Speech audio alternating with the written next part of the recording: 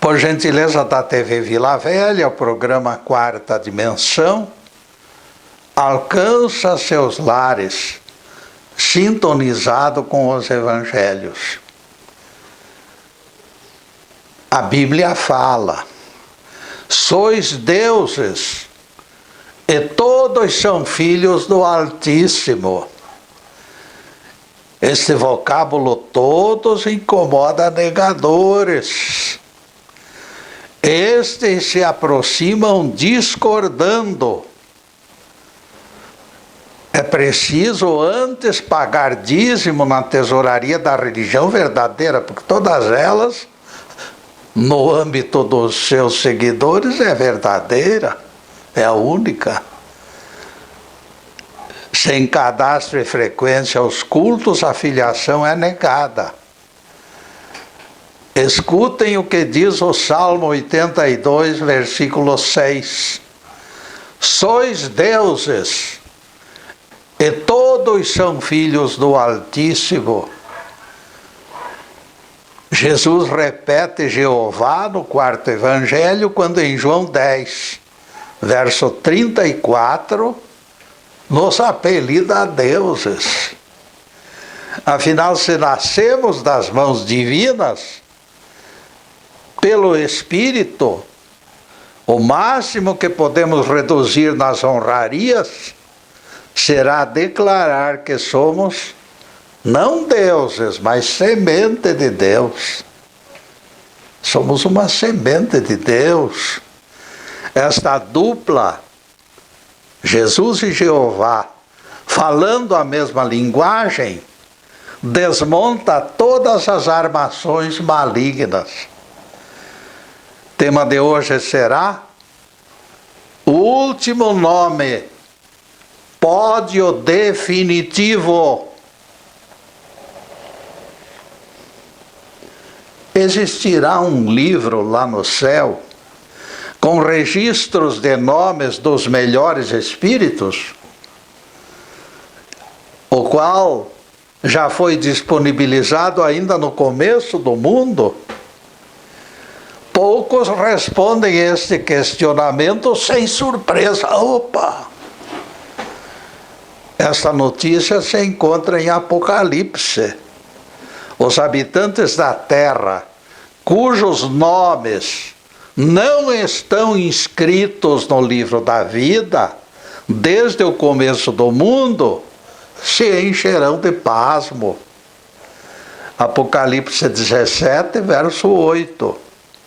A frase confirma que o livro existe e tem sido usado desde primórdios da história humana. Nomes dos direitistas do Cristo Juiz obrigatoriamente estarão inscritos nele. Todos os habitantes do planeta que serão julgados como ovelhas no julgamento final do ciclo aparecerão nas suas páginas. No canto esquerdo das almas errantes, o Criador gravou profeticamente como estaremos no dia do julgamento final. Acobertados pelo livre-arbítrio, transgredimos ou seguimos ditames da consciência, somando ou subtraindo na escala da meritocracia. Antes do nascimento dos nossos espíritos, já fomos avaliados. Citando palavras do profeta Joel, Paulo escreveu: amei a Jacó e aborreci Esaú. Romanos 9, verso 13, palavras de Jeová. O próprio apóstolo faz a pergunta: existirá injustiça da parte de Deus? De modo nenhum, respondeu Paulo, citando Jeová. Terei misericórdia e compaixão de quem me aprouver. Romanos 9, versículos 14 e 15. O desabafo mostra a Jeová nada preocupado com a opinião pública. Simplesmente ele amou Jacó e aborreceu Esaú. E não aceita questionamentos. Deus foi peremptório. O seu tapa-boca insinua que não nos cabe avaliar as suas preferências. Isto, de certa forma, nos assusta pelo severo puxão de orelha. Ele deixou claro que a conversa deveria ser encerrada, seja com Moisés, seja com Paulo de Tarso ou qualquer outro.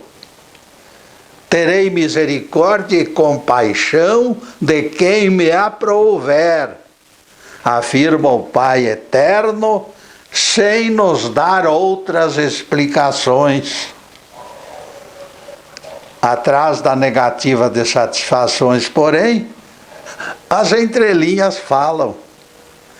Como pode alguém ser definido como merecedor de prêmio futuro, milênios antes de nascer?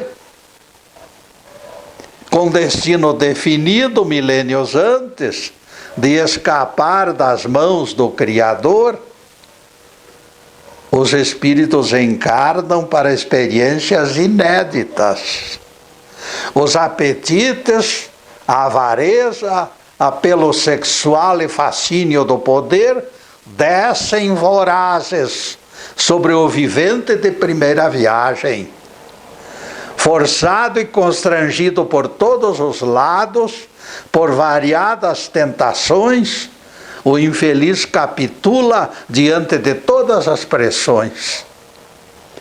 Vejam que o texto diz: cujos nomes não estão escritos no livro da vida, desde o começo do mundo. Apocalipse 17, verso 8.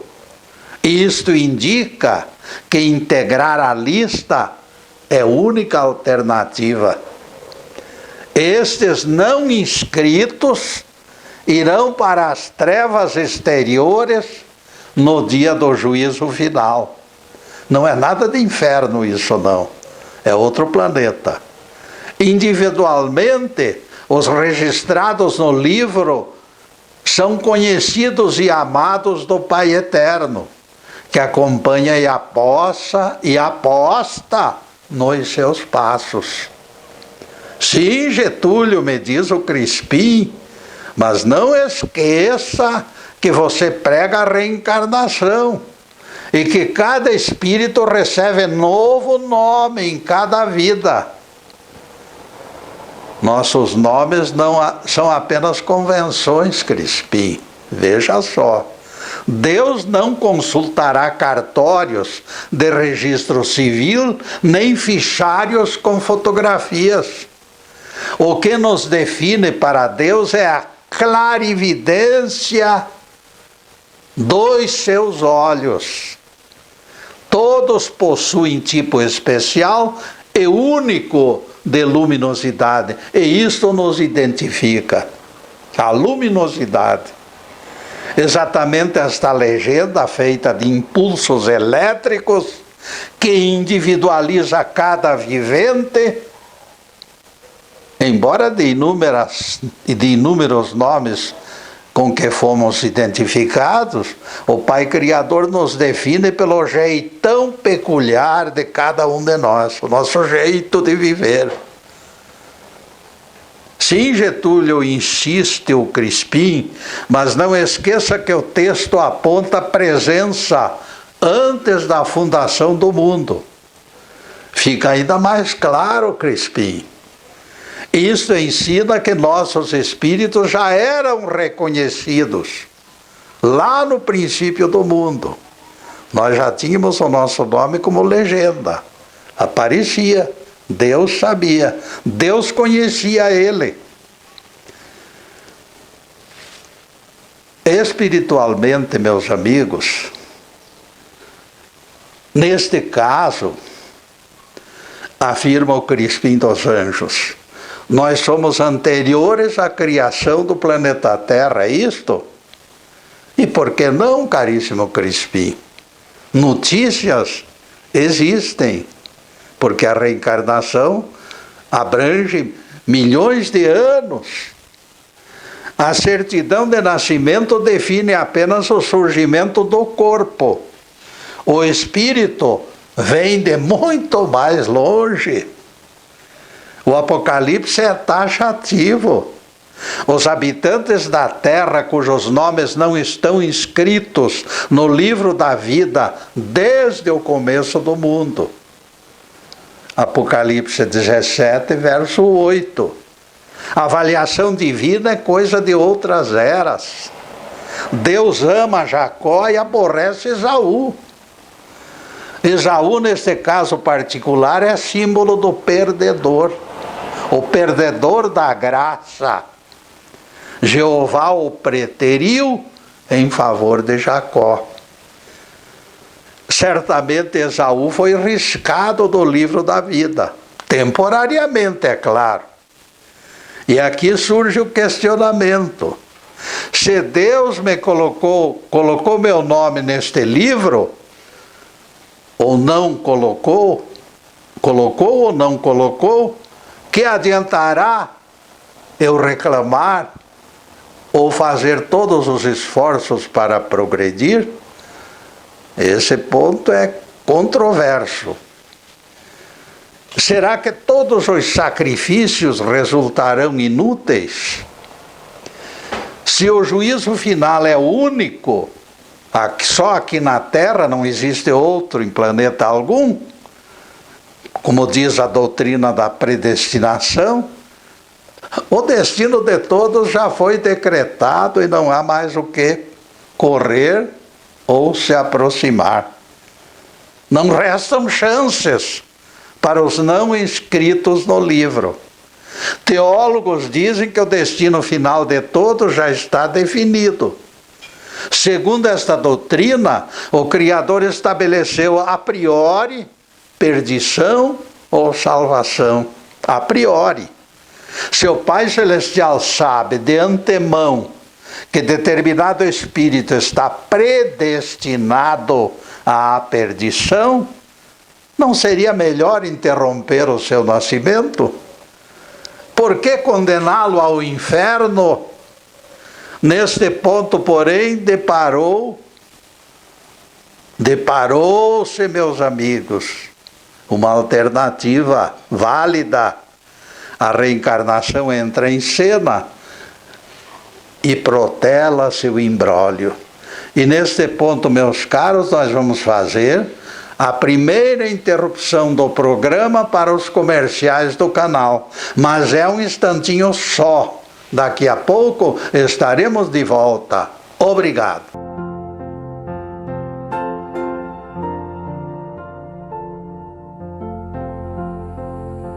Já estamos no segundo bloco do programa Quarta Dimensão. E convidamos nossos amigos para acessarem o nosso site.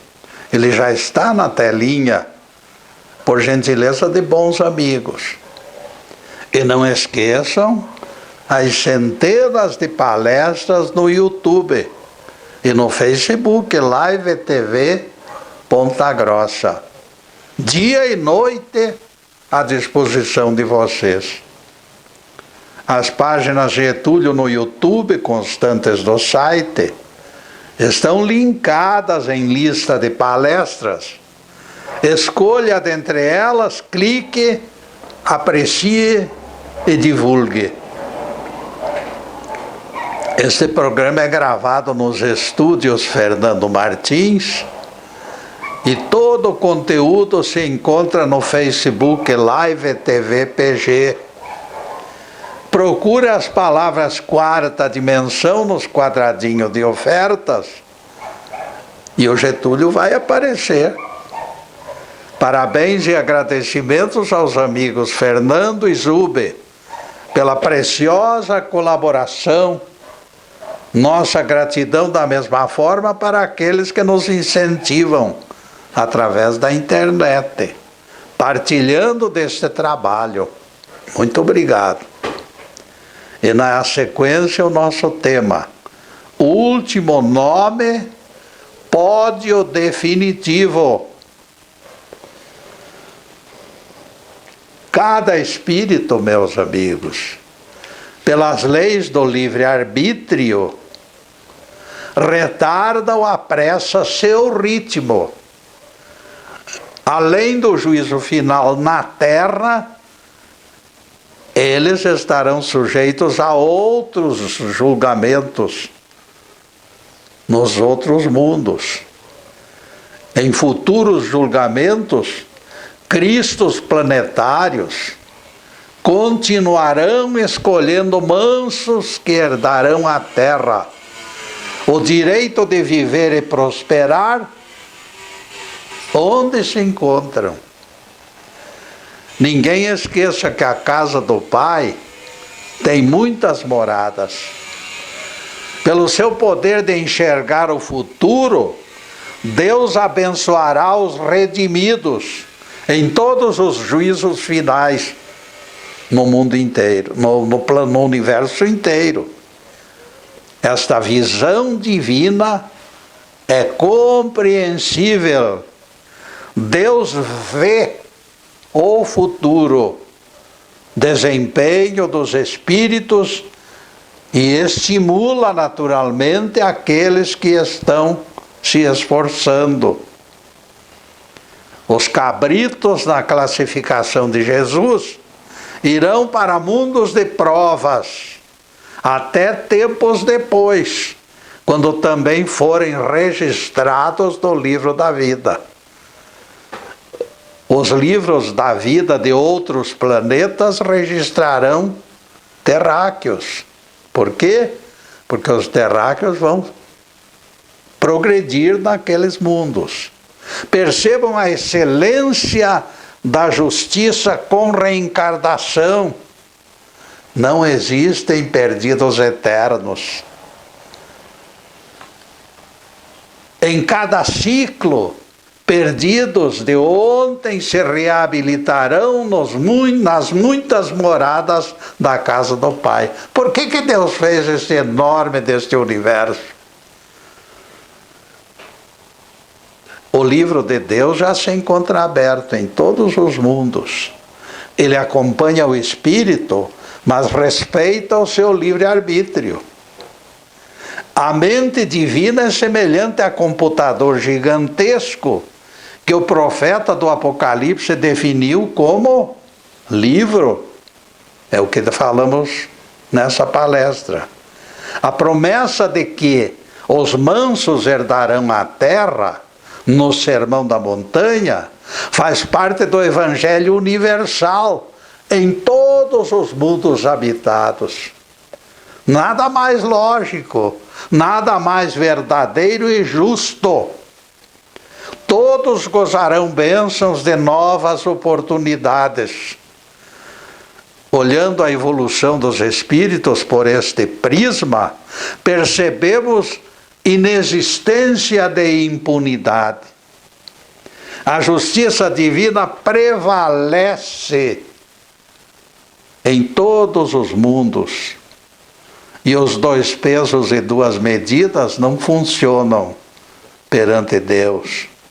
Comendas contemplam os melhores, mas os reprovados continuarão aprendendo em planetas inferiores.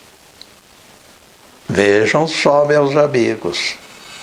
Elimina-se a eternidade do castigo, apontado em Apocalipse 14:10, onde os apenados são assistidos pelo Cristo e pelos anjos.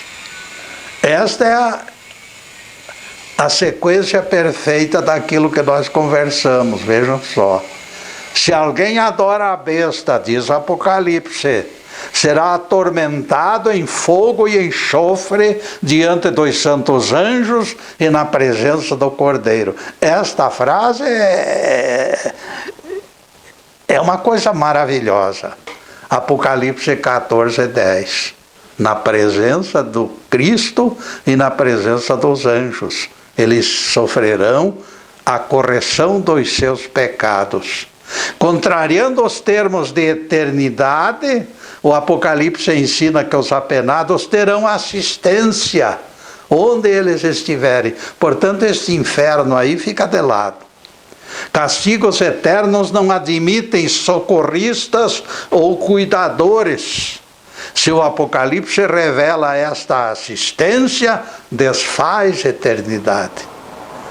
Na doutrina espiritualista, isto é perfeitamente explicável pela continuidade das muitas vidas. Vocês já meditaram essa assistência dos santos anjos e do Cristo prometida em Apocalipse? Vocês já meditaram sobre o alcance desta frase? A Bíblia já tratou deste assunto, amigos. Depois da chegada dos reprovados de Éden, aqui na terra,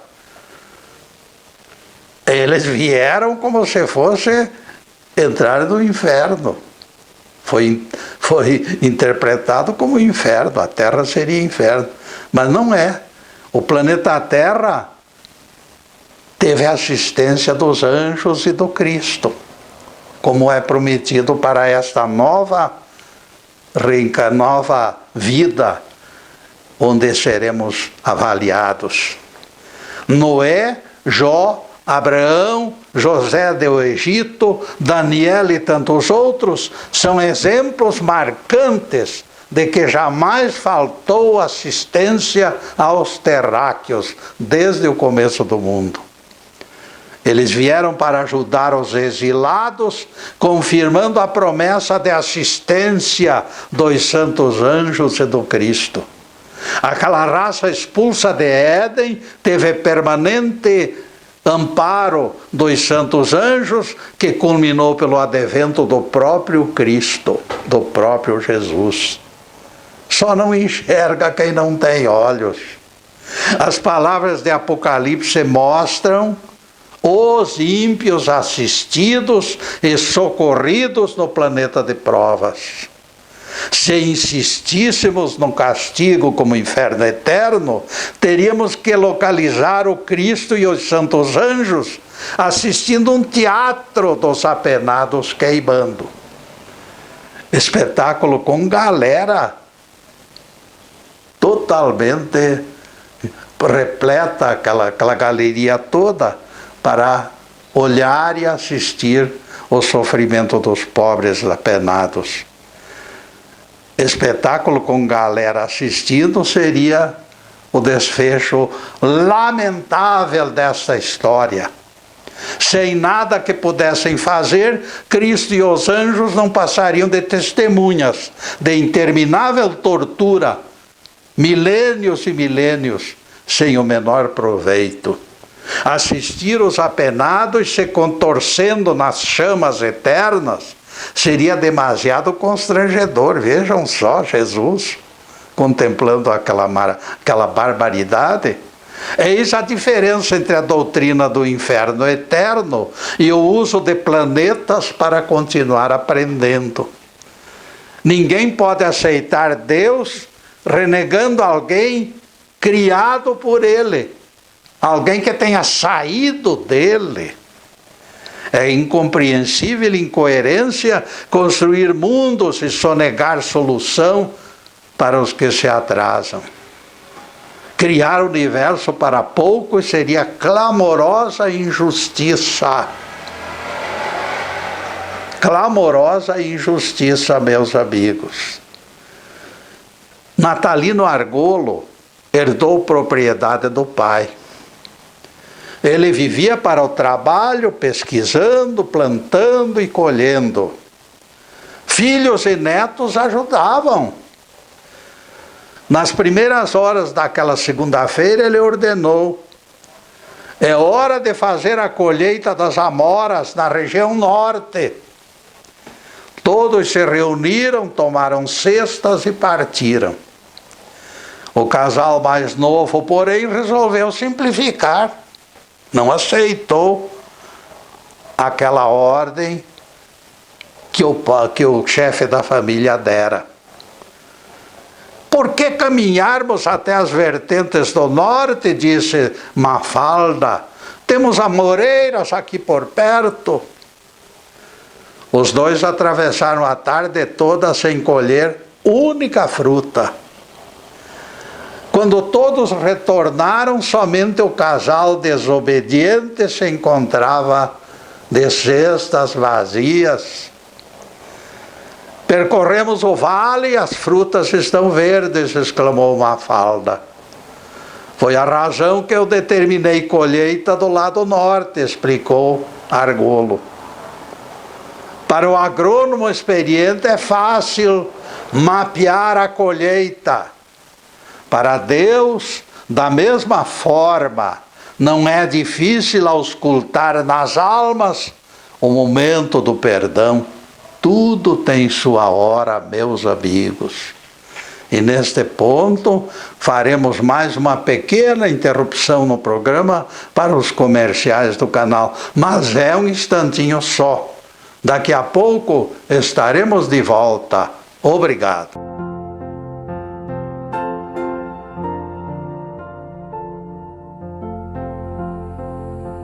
Retornamos com o terceiro bloco do programa Quarta Dimensão. Amigo nos procurou e fez uma pergunta. Getúlio, tenho dúvidas sobre algo que me parece contraditório. Jesus disse: aquele que vos entregar copo de água em meu nome, não perderá o seu galardão. Marcos 9, versículo 41. Simples copo para matar a sede de alguém recebe prêmio, Getúlio. Agora outra situação. Depois de fazerdes tudo o que vos foi ordenado, dizei: somos servos inúteis, tão somente fizemos a nossa obrigação. Lucas 17, versículo 10. Isto aí, meus amigos, é a mesma coisa que dizer: não merecemos nada. Se simples copo de água valerá prêmio, trabalhar desta forma e completar todas as tarefas não merece nada? Simples copo, meus amigos, é coisa completamente diminuta diante de uma vida inteira trabalhando e dizer que não merece nada. Eu explico, amigos. O copo de água revela a recompensa que Deus promete pelo copo de água. A missão bem desempenhada do discípulo mostra a reação necessária do cristão depois do trabalho bem feito. É assim que devemos nos sentir. O Pai Celestial, é claro, tem sua cota de gratificação ao servo diligente. O servo diligente, porém, jamais pronunciará simples palavrinha marcada pela exaltação do seu ego. Ele sabe que Deus não aprecia vaidade e orgulho. Que a vossa mão esquerda não saiba o que faz a direita. Foi a ordem de Jesus. E depois desse pinguinho de doutrina, a continuidade do tema de hoje. O último nome, pódio definitivo. Somente quando amadurecem as frutas devem ser colhidas.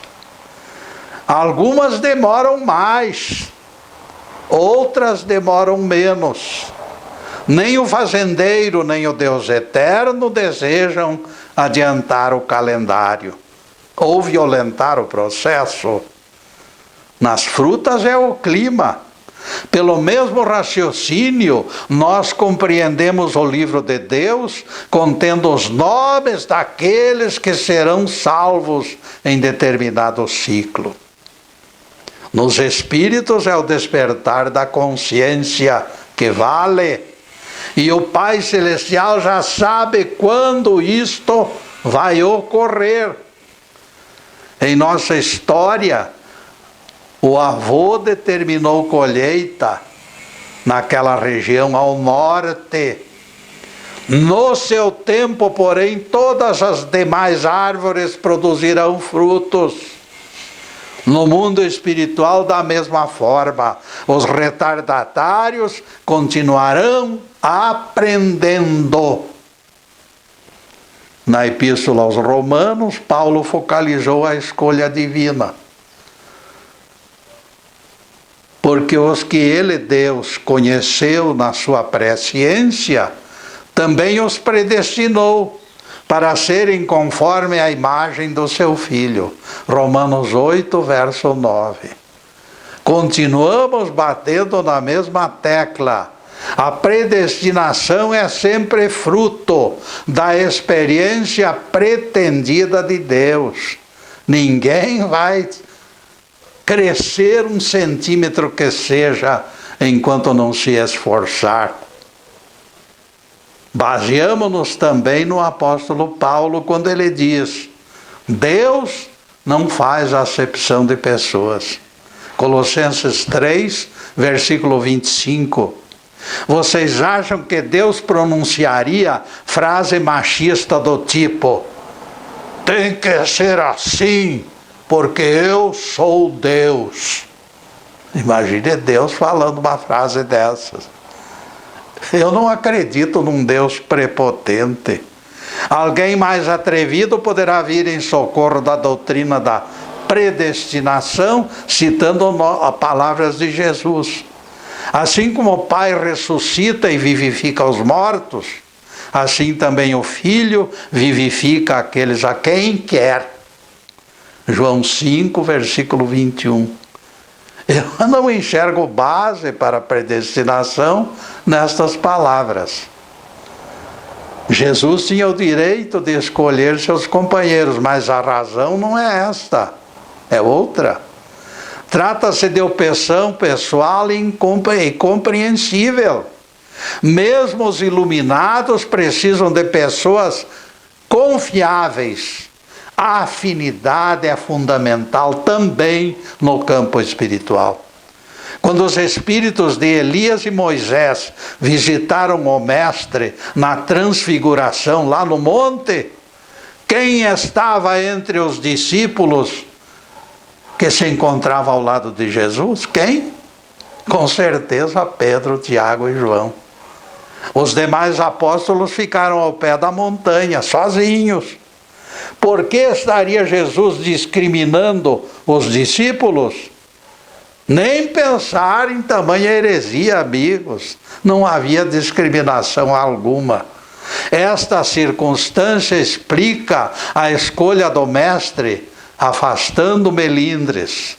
Se todos os espíritos são criados e apetrechados para missões diferenciadas, serão justas convocações variadas para cada tarefa.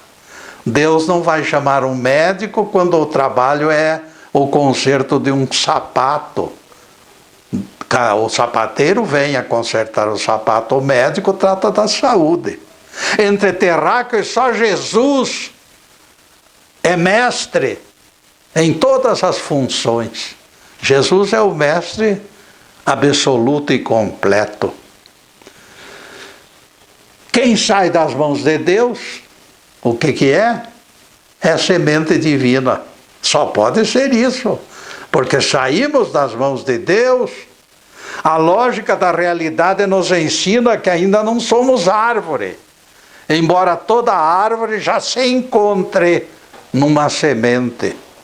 Ela está pequenina lá dentro da semente e vai se expandir e crescer. A natureza não dá saltos, assim como a evolução não se apressa.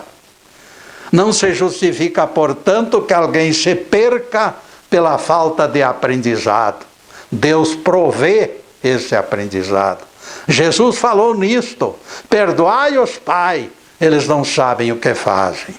Os perdidos do ciclo reencarnarão para incessante aprendizado em outros mundos. João Calvino, líder da Reforma Protestante, foi defensor da doutrina da predestinação. Ele era fanático dessa doutrina. Não admitia contestações. Unicamente pela graça, dizia Calvino, e não pelos atos, o homem alcança o céu. Os eleitos são escolhidos muito antes de nascerem. Calvino foi buscar tais ideias na saga do povo escolhido, do povo judeu. Os judeus foram adotados por Jeová, dizia ele a todo instante. Calvino esfriou o Sermão da Montanha e se fez arrimo dos 10 mandamentos.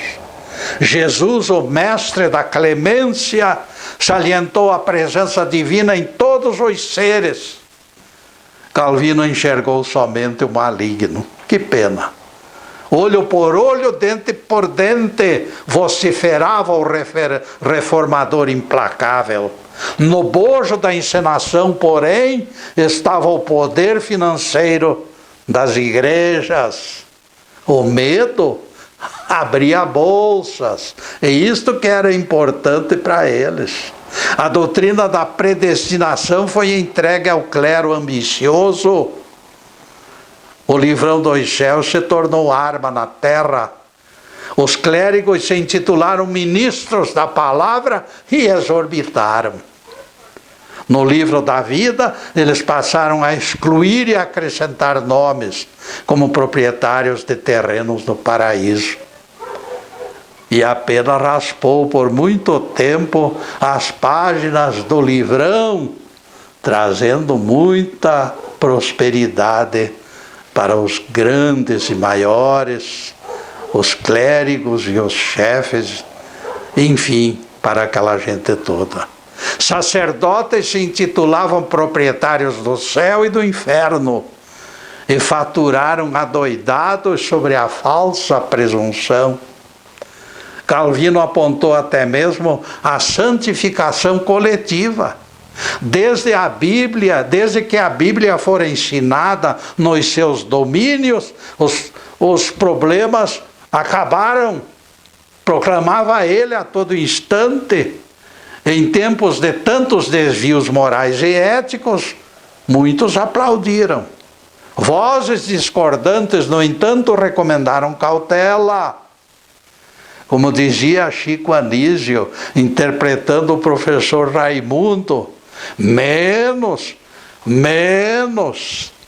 Ninguém esqueça a parábola do fariseu e do publicano. O fariseu rezava próximo ao altar. Ele cumpria todos os preceitos de Moisés. Ele era homem obediente a todas as regras. Graças te dou, meu Deus, porque não sou como o resto dos homens, ladrões, injustos e adúlteros, nem como esse publicano que aí está. Eu jejuo 2 vezes por semana e dou o dízimo de tudo quanto ganho. Lucas 18, versículos 11 e 12. Ele apagou luzes do mundo inteiro para brilhar sozinho. Cuidado, amigo, com isto. E neste ponto, meus amigos, nós vamos fazer mais uma pequena interrupção para os comerciais do canal, mas é um instantinho só. Daqui a pouco estaremos de volta. Obrigado.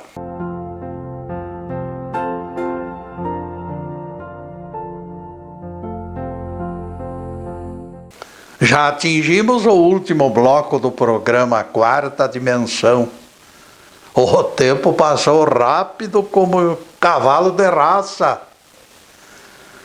E coloquem na agenda, sexta-feira é nosso dia de encontro. A partir das 15h30 das sextas-feiras, sempre estaremos aqui na TV Vila Velha, ao vivo e a cores. Na próxima sexta-feira focalizaremos outro assunto ligado à Bíblia e aos Evangelhos. Em seguida, os últimos questionamentos sobre o assunto de hoje. Último nome, pódio definitivo. Percebam, amigos, que o publicano se manteve discreto e falou baixo e pouco. Meu Deus, tem misericórdia de mim, pecador. Na opinião de Jesus, a humilde prece do publicano pecador foi justificada e louvada nos céus, e a confissão do fariseu se perdeu nos ventos. A despeito da clareza, existem pessoas questionando a preferência de Jesus. Esse fariseu era tão certinho, dizem eles, penalizados. O irmão mais velho do filho pródigo é outro que recebe apoio desses aloprados. Ele era obediente e trabalhador, dizem eles. Caifás é outro que recebe aprovação pela aparente austeridade. Ele fora eleito sumo sacerdote com todas as honras. E nós perguntamos, será que essas figurinhas estarão relacionadas no livro da vida deste próximo juízo final? De algo tenho certeza. Só Deus conhece o interior das almas. Diz o Salmo 93, quem plantou o ouvido, acaso não o ouvirá? E o que formou os olhos, será que não enxerga? Pouco adiante se define com clareza, só o Senhor conhece os pensamentos do homem. Salmo 93, versículos 8, 9 e 11. Só Deus tem balança perfeita para nos pesar a cada um e clarividência plena para esquadrinhar a nossa consciência. Só nos resta confiar no seu perfeito e completo julgamento. Se Jesus colocou em segundo plano as figuras do fariseu e do irmão do filho pródigo, será melhor mudarmos as lentes dos nossos óculos. Somos obrigados a concordar com o Mestre sempre. É a razão de que eu divulgo há mais de 60 anos que o decálogo perdeu validade, porque Jesus violou o decálogo. Ninguém esqueça que Jesus ordenou ao paralítico curado, tome tua cama e caminhe. João 5, verso 8. Agradeço sempre a Jesus por esta preciosa lição que mudou a atitude de muita gente.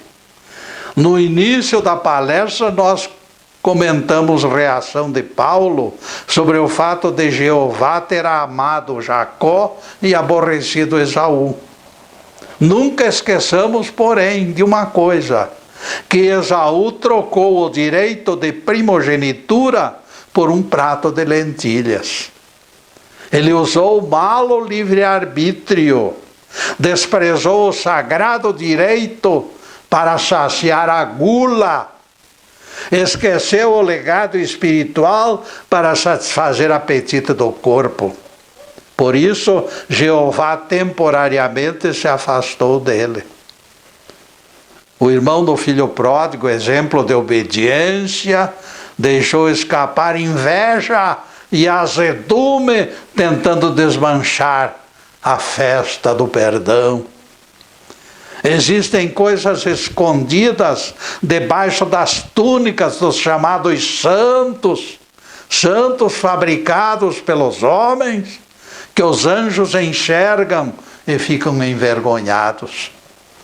Ninguém se iluda com aparências de santidade. Ninguém se torne devoto de santos de pau oco. Ninguém se iluda com os pregoeiros de méritos pessoais. Eu sou de Jesus desde os 6 anos. Aquele fariseu da parábola cumpria todos os preceitos, jejuava, pagava dízimo, cantava hinos e frequentava templos. Vocês ouviram. Jesus exaltou e justificou o publicano pecador e deixou este de lado.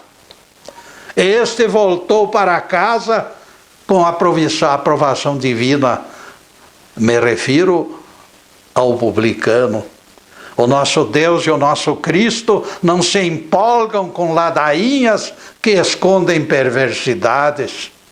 Se o Apocalipse nos diz que existe livro no escritório de Deus, vocês podem ter certeza de que os melhores estarão inscritos nele.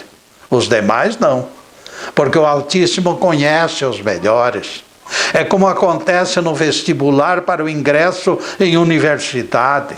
A única diferença é que o candidato do vestibular é avaliado pelo teste, enquanto Deus enxerga o futuro e prevê o desempenho dos melhores. Só os melhores permanecerão no planeta promovido. O livro da vida já apontava seus nomes desde o começo do mundo. Há muito tempo Deus e o seu Cristo já os avaliaram. A mente divina é perfeita, nada escapa ao arbítrio do Deus eterno. Não podemos confiar nos intermediários. Muitos deles nem mesmo permanecerão na terra promovida. Mas a palavra final pertence a Deus e a mais ninguém. Deus e o seu Cristo conhecem quem fica e quem será exilado. Os violentos não terão visto de permanência. Há 2000 anos o nosso Rabi já decretou: bem-aventurados os mansos, porque eles herdarão a terra. Mateus 5, verso 5. Vejam que Jesus fala terra. O céu ainda está longe demais, ainda é inacessível para nós pecadores. Outra coisa muito importante é a confirmação de Jesus quanto à existência deste livro citado em Apocalipse. Em conversa com seguidores daquela passagem do regresso de 70 discípulos, Jesus foi claro. Eles estavam eufóricos porque exorcizavam malignos e os malignos fugiam deles. E Jesus lhes disse: que o motivo de vossa alegria não seja este. Alegrai-vos muito mais, porque os vossos nomes estão escritos no livro dos céus. Lucas 10, versículo 20. Aqueles discípulos escolhidos por Jesus estavam registrados naquele livro. Pelas entrelinhas do Evangelho, nós ficamos sabendo que o Mestre mantinha na memória o conteúdo daquelas páginas todas. Jesus identificou pessoas cujos nomes estavam arrolados, e isto é mais que confirmação, é revelação de segredo cósmico feita pelo nosso Rabi. Afinal, Jesus é o nosso Cristo planetário e nos alegra saber que ele partilhava este segredo cósmico. Louvado seja Deus. Que o Senhor nos abençoe e nos guarde.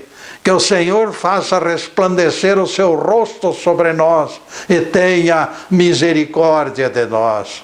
Que o Senhor sobre nós levante o seu rosto e nos dê a paz.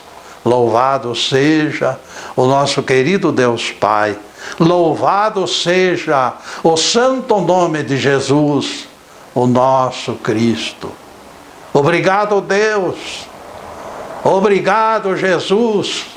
E para vocês, amigos, além desta câmera, Nós estamos vibrando e pedindo ao Pai, a Jesus, nosso Mestre, que derrame bênçãos sobre todos vocês e sobre as famílias. Bênçãos de paz, de harmonia, de tranquilidade, de prosperidade, de saúde, de tudo que existe de melhor, mas acima de tudo, amigos, amor no coração. Porque o amor é a fonte eterna de todo o bem. Muito obrigado, meus amigos, e boa tarde.